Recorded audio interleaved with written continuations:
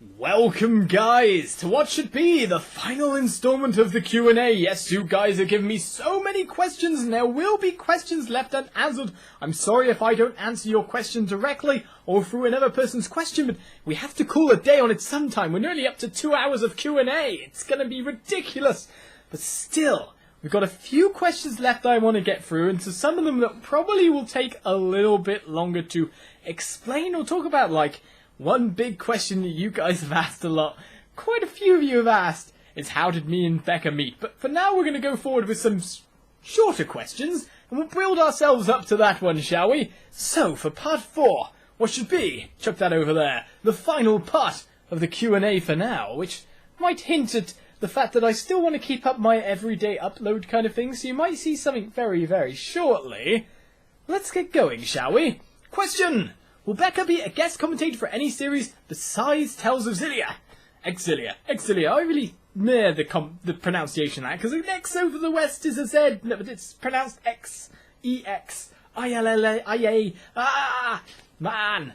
But yes, most likely we will see Becca on the channel for other Let's Plays than Tales of Xillia. There's just nothing set in stone. It's when the wind takes her. She doesn't want to be locked down, because one of the things is, like, I'm used to being there every day and filming stuff, but that's not her job, that's not her thing. She has herself her own computer store that she runs, so she doesn't exactly have the time to set apart 3 months worth of after work time to just go Let's Plays all the time, do you know what I mean? So it'll probably be sporadic here and there, probably shorter games. I mean, one of the things that we have been thinking about doing, or I've been thinking about doing between the two of us,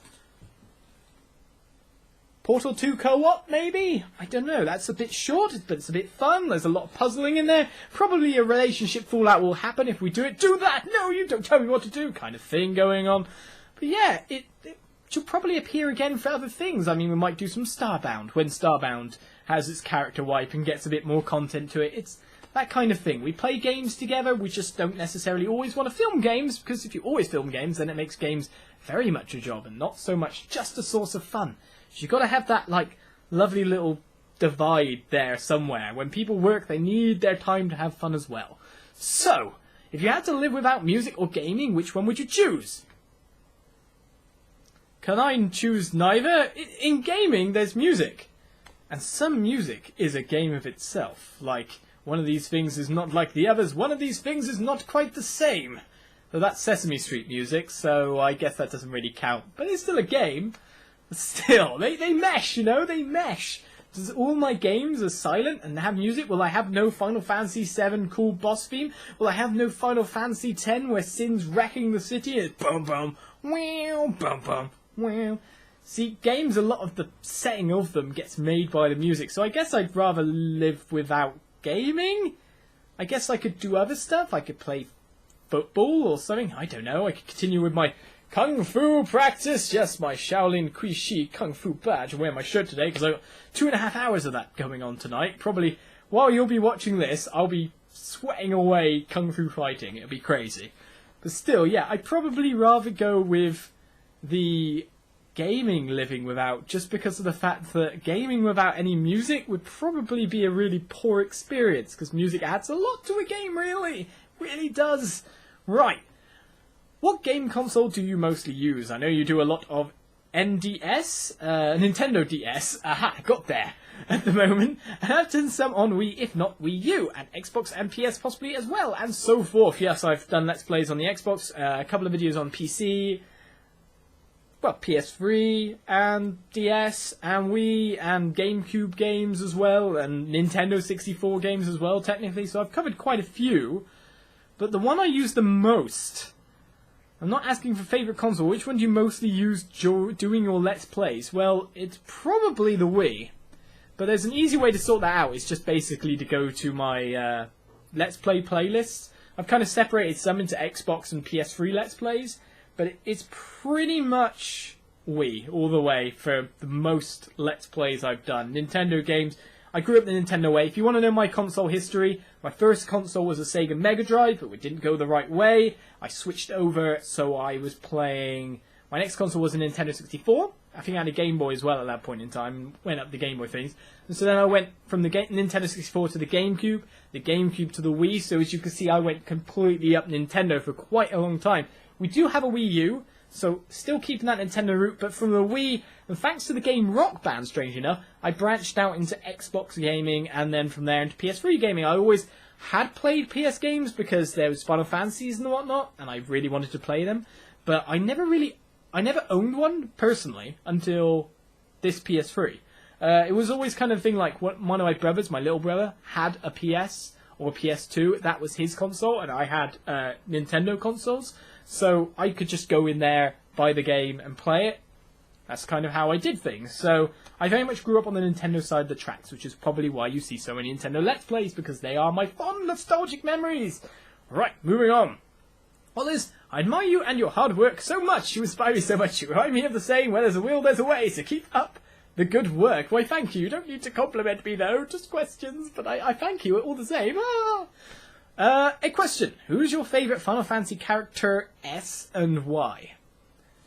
A singular character as a favourite? It probably wouldn't be a main protagonist character. I mean, let's put it this way, a lot of the side characters, or like the other party characters, often get more kind of personality than the main character in quite a lot of ways. I mean, dynamics between Steiner and Vivi, I mean, that's cooler than Zidane, even though Zidane is actually one of the cooler Final Fantasy characters as a whole, at least of the main characters.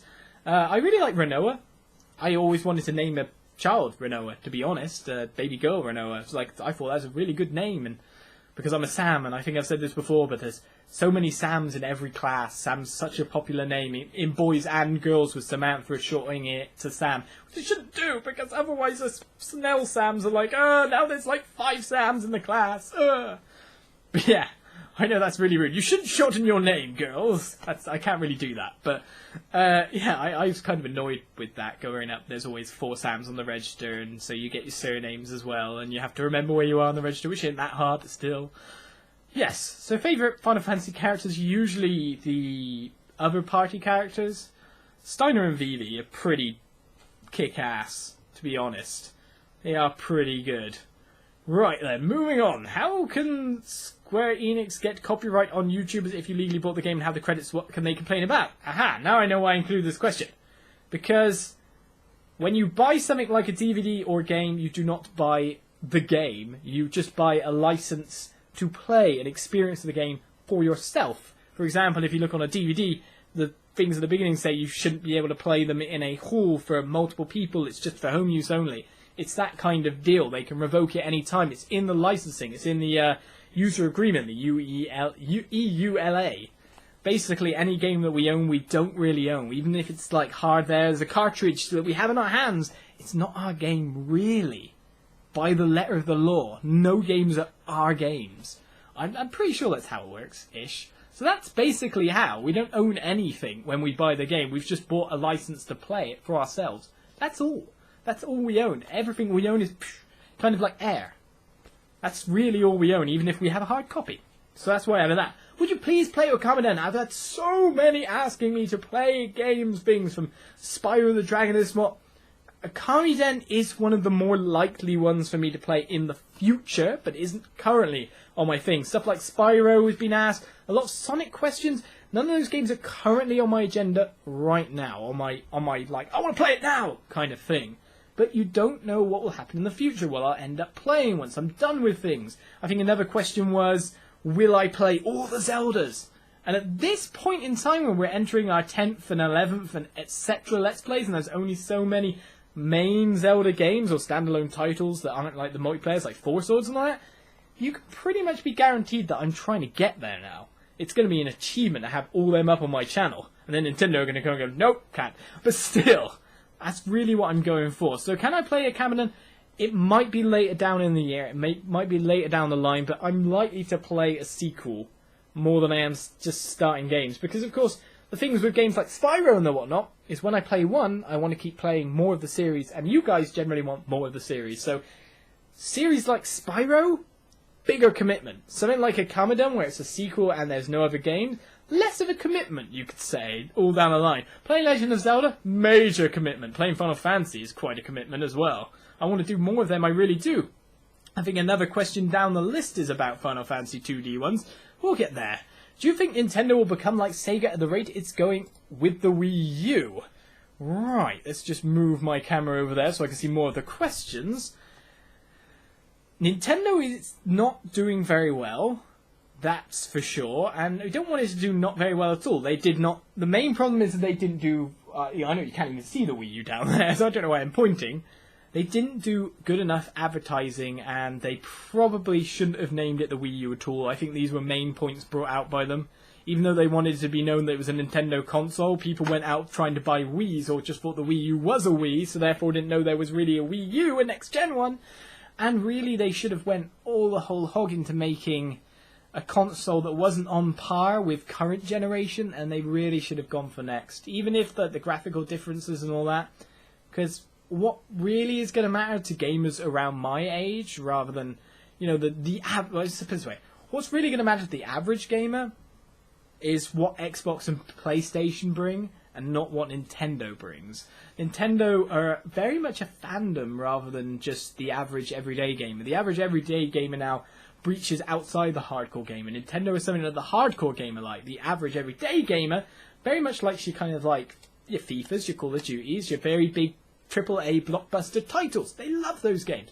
So I love those games. You know, I get on, play them all the time. It's like no difference here, but that's kind of what people want. Nintendo kind of shot themselves in the foot quite a bit, especially with their third-party support. I remember EA once said that they weren't making games for the Wii U, and now they've gone back on that a little bit, but things like FIFA not being properly on the Wii U is a major thing for attracting a large customer base. So they got their strategy messed up, really, and I can't say much because I'm just a guy sitting in a seat who plays games and talks about them. How can I really judge how a company is doing? But to be honest, I think Nintendo are a lot better positioned than Sega were back then. I mean, Sega were the second best and they kind of blew it. Nintendo can hang on, and they've got another console generation in them, despite if Wii U fails. So it's a wait-and-see thing. They're not going to go there just yet, but we'll see down the line how it goes with Sega. It's a problem. Oh, we'll see with Nintendo. It's a problem, which I'm hoping they rectify. What they really should have done in that first year, they needed a Legend of Zelda out. They needed some big blockbuster games out, and they just didn't get them. They needed to have the games to sell the console. I mean, most of the time when you buy a console, it's usually for a big game. I mean, I'm like, oh, the Wii, oh, wait, Legend of Zelda came out. Buy. Do you know what I mean? That's when you buy a console, is when a game that's good enough. You don't just, in general, buy a console for a console, even though you know that there will be games coming out down the line that you want. But when a game comes out that you really want, that's when you'll really fork your money over. That's really when you'll fork your money over on a console. So, moving on questions. Bringing up Dust and Elysian Tale again, all for the first time if you didn't see my post on Facebook. A bonus reason to play this game is that Dean Dodrill actually encourages Let's Plays of his games. That's pretty cool. It's an awesome game, one of my personal favourites. Assuming you have an Xbox 360 or Steam, I think it'd be an enjoyable game for both you and your viewers. Oh, you think so? Like this game?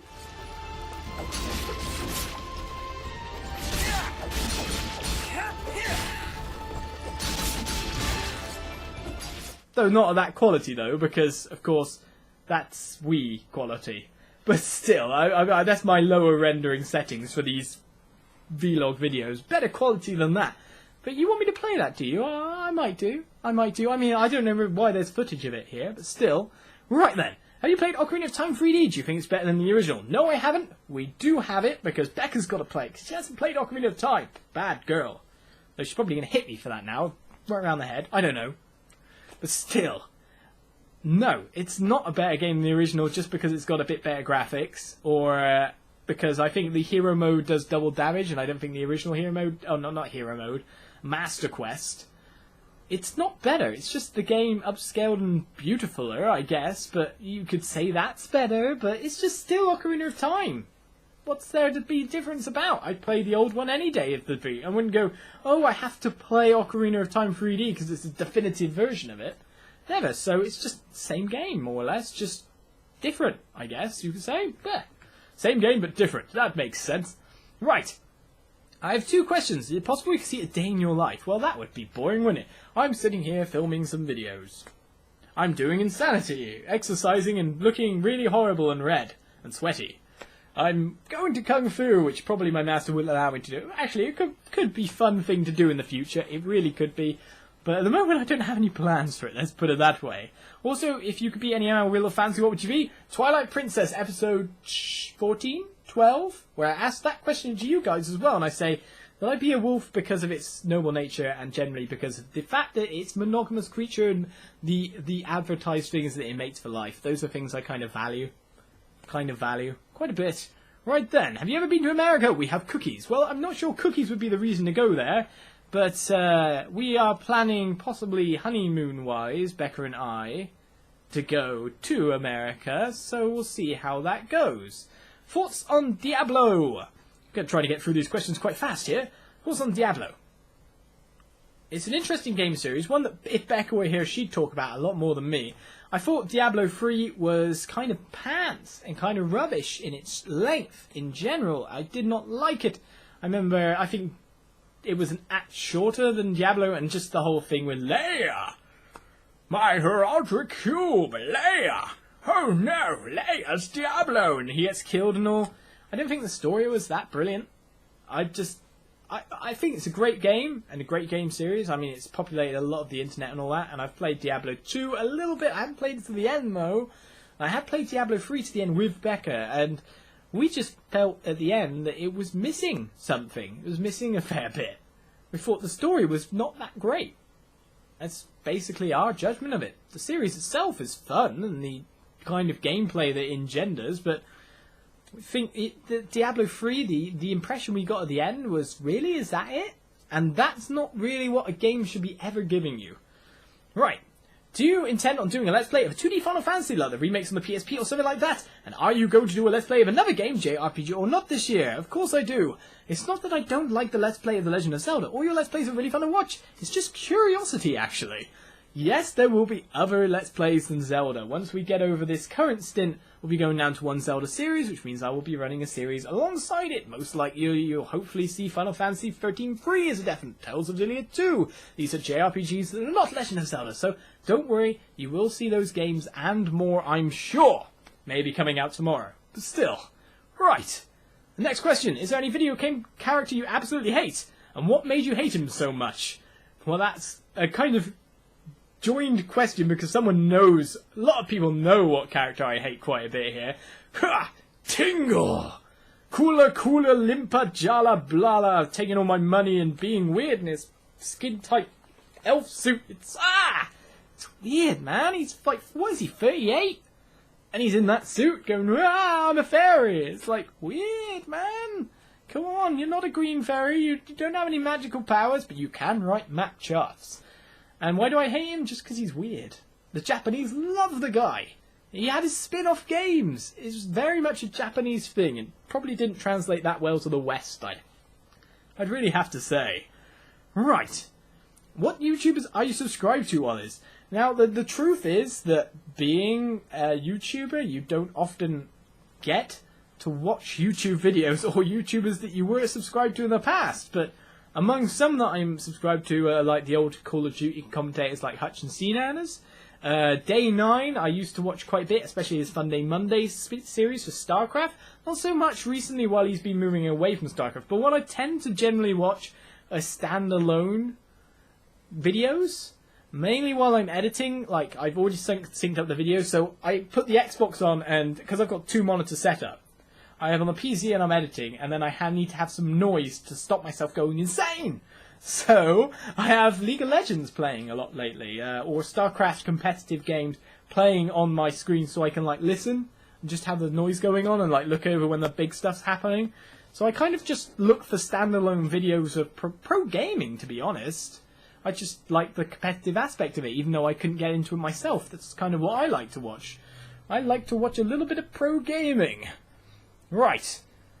How do you get the capture card for 3DS XL? 3DS XL? No clue. 3DS? 3DScapture.com is where my one originated it from, but you might be able to find them on eBay for a cheaper price, or not. You never know.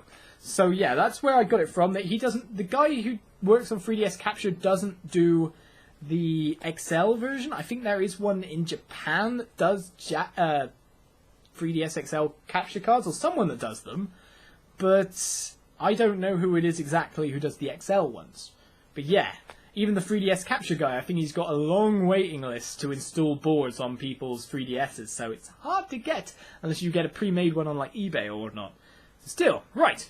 A couple of questions. Do you have a partnership, and if so, with whom? Machinima, I do have a partnership. If you could choose what time period in the Zelda timeline, when would you have the next game set? In the point that really makes the Fallen Hero timeline the Fallen Hero, probably between... Because it's kind of named that more like... Isn't it more named that for what happened between Link's Awakening and Zelda 1? Wouldn't you say that's probably around... Between there, what really put Hyrule into the state that made it really, really, really bad? Because, to be honest, for a timeline where the hero died, it seems his genetic material carried on quite well, because on that timeline is the most games! So it makes not so much sense. I know it's just where the hero died and he failed that one time and Ganon got to be like a bit more powerful, but still, it makes you wonder, was there really a time where Ganon really got the upper hand and there was just one hero left, or like the last ancestor or something along those lines? I want to know. If I want to see that. I want to see Ganon's victory, believe it or not. I want to see what happened. If you can make your own video game, what would its genre, plot, and time period be? It would probably still be a JRPG action battle system, kind of like Tales. Of course, its genre would probably be still a fantasy-type game, maybe with a few sci-fi elements. Time period, of course, sci-fi would be future. I really don't know what kind of game I'd make. I wouldn't want to be a game developer that much, to be honest. It would be a nice job, I'm sure, but I'd be very much interested in developing story and character, but not so much the actual programming side of things, that's for sure. Right. Have I played the original Zelda as a final question before we head into the big one? Right. Have I played the original Zelda? No.